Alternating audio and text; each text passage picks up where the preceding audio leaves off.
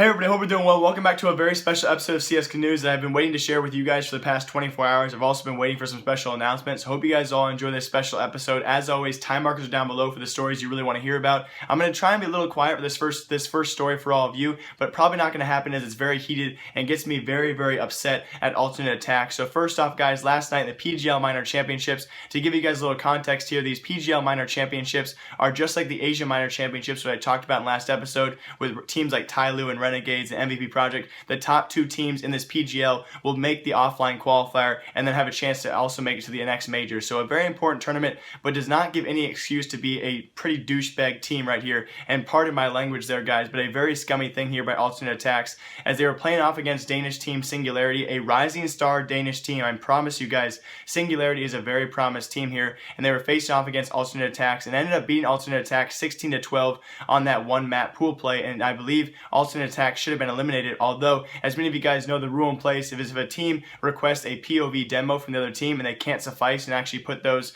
up for review, that team receives a disqualification. So alternate Attax actually requested POV demos, to which Singularity put forth every single POV demo except for one player was missing 25 seconds of footage. Throughout the entire game, he was missing 25 seconds of footage, and I also believe allegedly in that 25 seconds he did not even receive a kill. He didn't even get a kill during that time, but still Singularity received a disqualification for that. And face it, what a terrible rule to have in place. You need to have admins in place to actually review this gameplay in further depth, and instead of just automatically giving a disqualification to a game that should not have been decided in that one round, that 125-second clip. And I do actually believe in this case that alternate Attax is in the wrong and Singularity is in the right, because we also had head coach of Dignitas come out and stand up for Singularity. We don't have figureheads like this stand up for a team unless he truly believes they were not cheating. And unless we had the mic setups, guys, and this guy was calling out and he was actually walling before he obviously in that one round, that 25 seconds, he didn't get a kill,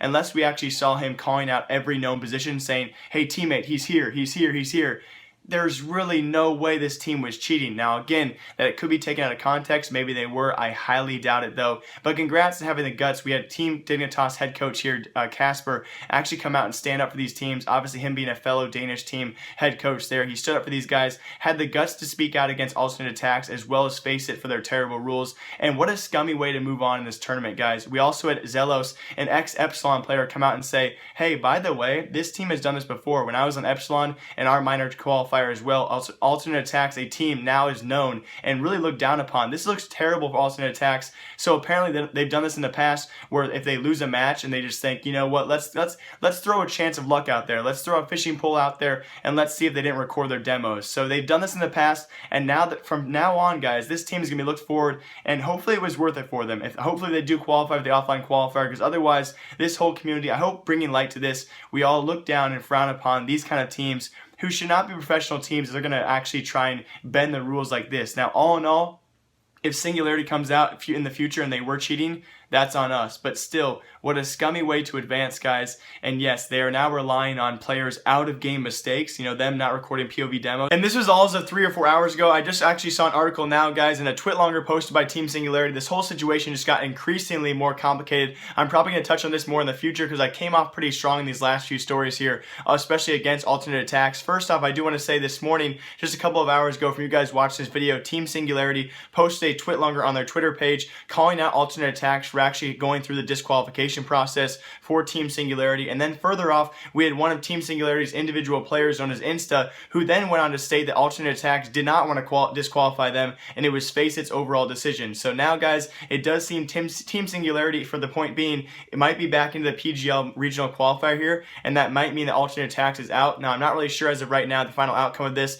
I'm going to try and get in touch with some of the players for all of you, but as of right now, we're going to assume that alternate Attax did go through the disqualification process, but it's also being very confused by the situation that Singularity and their players are saying differently. So I'm going to touch on this story probably again tomorrow, guys, but as of right now, just a confusing situation. So, more important story. Alright, I just woke one of my roommates up, so I am so sorry, by the way, but now I can speak a little louder. So by the time you guys possibly are seeing this clip, it may already be official and confirmed, but we do expect this move to be official sometime soon in the next 48 hours before Eleague Season 2, and that will be the picking up of FaZe Clan's newest member, and that will be former Astralis Karrigan to be their newest member. And I am so shocked, guys. Well, not really shocked. I was shocked when it first came out from Decay, so congrats to his sources. His source has been on fire as of late, but more importantly, first first off, this was very hinted at. We knew Astralis Karrigan was going to have a move sometime soon, as he was not going to be attending MPF. He came out on Twitter and said he would not be attending MPF for the second year in a row. If you guys do not know, had someone translate through their DMs on Twitter, thank you very much to you, that MPF is one of the largest LANs in Denmark for these guys. So they usually attend these things. A lot of pro players attend these things to talk to their fan base, give out autographs, basically boost their morale and their fan base as well. It's a great place to go have a fun weekend. Astralis Karrigan, obviously not on Astralis' active roster, but still couldn't attend this. So it led many people to think, where was he at? And apparently he was at Eleague Season 2, or at least the Eleague set, because Nico tweeted out this yesterday as well, seeing Karrigan there, and very jokingly said, are you going to be on the analyst desk? Obviously, guys, a joke here, as he will be debuting for Eleague Season 2 with the new FaZe Clan lineup. Now, also, very speculated right now is who he's going to be replacing on that team. As of right now, we can't assume it's going to be Kioshima, that envious transfer, who's only been on the team for 6 months. He's their second youngest member on that roster. So it's going to be really cool to see if he actually does replace Kioshima, or also, very speculated as of right now, again, at Decay and his sources, is J-Keem on the FaZe Clan roster, is also on the chopping block. So as of right now, we can confirm pretty much, it's highly speculated, but you guys know it's coming.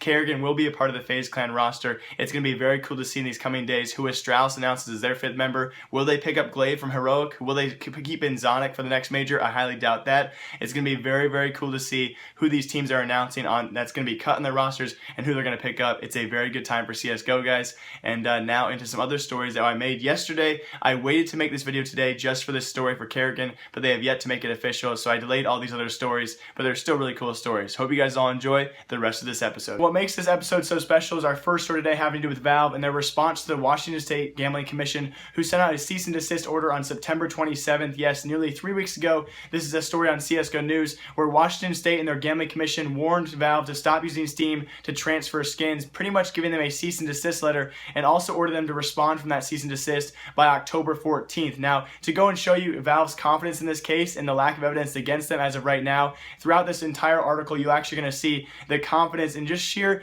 there's an attitude here and a context you can definitely see on Valve's side where they are definitely not scared of Washington State and their Gambling Commission or any outside figureheads that are trying to crack down on gambling as of right now. They had their own attorney, Liam Avery, a very, very convincing guy, actually word this for them, and he did so in a very convincing fashion that Valve is still not scared of Washington State or any other Gambling Commission or figurehead trying to go after them. So throughout this article, guys, I do want to go into a brief explanation for all of this. If you want to skip this, feel free. Time markers are always down below. There were several main points iterated by Valve in this article, the first of which was they don't never affiliated themselves with gambling websites. They never affiliated with themselves with any gambling site out there. They do not make profit from them. And on top of that, guys, they have never promoted gambling in whatsoever in any means by chance.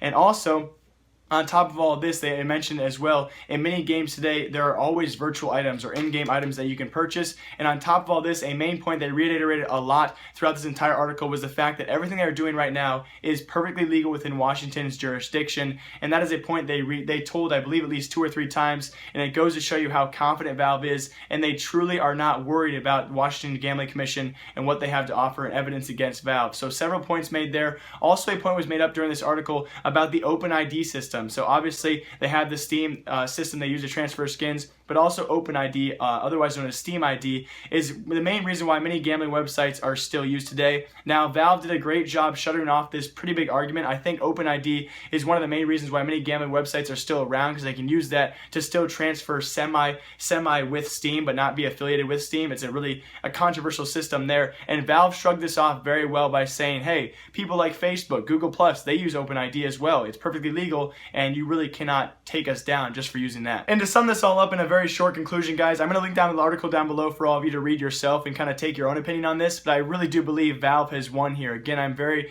very surprised Valve responded in the first place, but they are definitely not in any trouble here, and I think they're probably going to escape this one quite easily. Now, I could be completely wrong. Again, only my own speculation here, but on top of this, Valve goes on to do the most daring thing, and also a big old frick you to the Washington State Gambling Commission at the very end of this letter. They actually said, and they go on to ask the commission themselves to give them a citation if they have anything against them, which obviously they don't, because they have yet to issue any citations or really anything besides a warning and a cease and desist letter with no open evidence. On top of this, though, they did another ballsy thing and a big old, this is one of the things where you kind of respect Valve for doing, but at the same time, if you're avidly against gambling, you really have to question it. Valve goes on to ask the Washington State Gambling Commission if they would like to help, quote unquote, "We would be happy to cooperate with the commission if it's able to identify more gambling sites that are illegal in Washington's jurisdiction, as well as the Steam accounts through which they operate. So they openly invite Washington State to actually help out Valve find these gambling sites. And again, another point where I actually am defending Valve here. I know a lot of you guys are against gambling, but I really don't think there's much of a story against them for this. And again, I could be completely wrong in saying that. But again, it's almost impossible for Valve to go through and circulate and try and find every single gambling site. As many of you know, they tried to stop it back in July. They sent out their own cease and desist letters, and this worked for many, many websites, but they keep popping back up every now and again, just hundreds of them again and again every single day. Valve does not have the time and effort and money to actually, they don't want to waste that time, effort, and money. Of course they have it, but why would they want to waste it trying to go after something that's not going to have any repercussions for them? So I do think, guys, gambling for now is going to continue. I really don't see any evidence here from the Gambling Commission as of right now that's going to be conclusive in stopping Valve. Hope you guys all enjoyed that. Feel free to read it down below. Anyways, on to bigger stories. Sorry for taking so much time. And in very brief news for all of you guys who were wondering where Semmler was for the past couple weeks, he was in Los Angeles for a personal friend's death and funeral over there. So unfortunate news there, but brighter news, Semmler is back with Anders on the desk for Epicenter, as well as Eleague Season 2 coming up very shortly. So he is back commentating, guys, also on the desk. Going to be very cool to see him and Anders back in succession. And so far, I have been watching Epicenter matches all today, and they're doing a great job. So great to have him back. It's really unfortunate news there, but awesome to have him back. And TSM is also entering a brief vacation period for the team, probably going to be about 3 weeks long until the iBuyPower Masters tournament in California coming up in about 3 weeks time. I believe that is going to be in early November for all of you. I think it's November 11th to the 13th or around that time for TSM. That'll be their next event because they did not qualify for ESL Pro League. Obviously, they were never a part of ESL Pro League, and they won't be in Eleague Season 2 as well. So for right now, guys, they have their youngest player, TSM Twistzz. He will be subbed in for by their coach for the next couple weeks while he takes vacation. Now, again, going to be a very important time for TSM. Hopefully they're going to be coming back and at least playing online together as a team, because iBuyPower Masters tournament going to be very important, as they will possibly be qualifying for IEM Oakland. The top 4 teams, I believe, out of iBuyPower Masters also qualify for IEM Oakland. So hopefully not going to be too much of a vacation for TSM Twistzz, but he will be subbed in by their coach for the time being. And that's going to do it for today's episode of CS News, guys. My t-shirts come in today, and hopefully going to launch that in tomorrow's episode. I am so nervous, like I've told all of you before.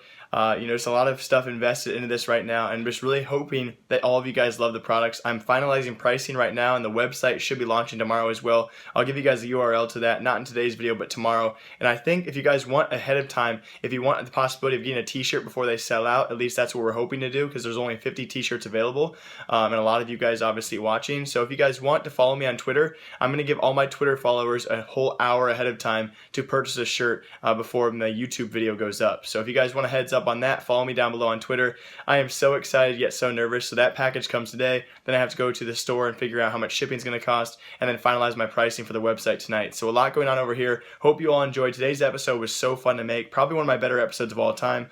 Excuse me. As always, my name is Jake. Remember, I like you. I am sorry for the bad camera. I will hopefully be buying one soon in the future. As always, remember, I like you. I'll see you all next time. Goodbye. I did that wrong. Goodbye.